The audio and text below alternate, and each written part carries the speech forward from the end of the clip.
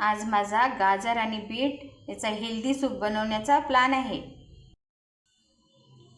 जय Shri Shyam friends, आपण आता रेसिपीला सुरुवात करूया।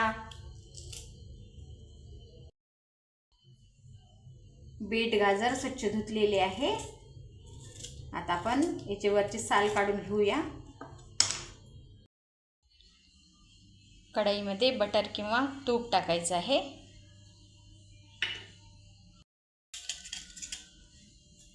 तेजपत्ता, दालचिनी, लसूण, कट केलेला कांदा। कांदा जास्त फ्राय करायचा नाही, थोडा वेळच फ्राय करून घ्यायचा। आपल्याला कट केलेले बीट आणि गाजर टाकायचे याच्यामध्ये।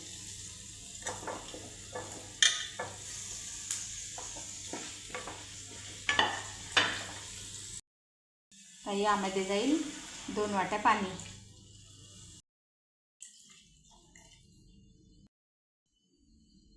मीठ चवीपुरतं।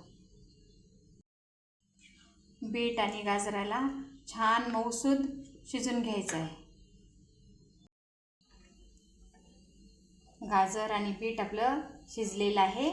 आता आपल्याला याला मिक्सरमधून बारीक करून घ्यायचं आहे।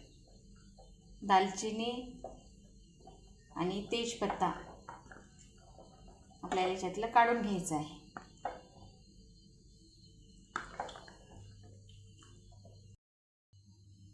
मिक्सरमधून स्मूथ अशी पेस्ट बनवून घेतलेली आहे।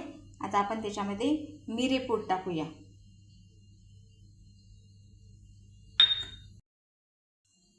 थोडंसं यामध्ये लिंबू पिळूया।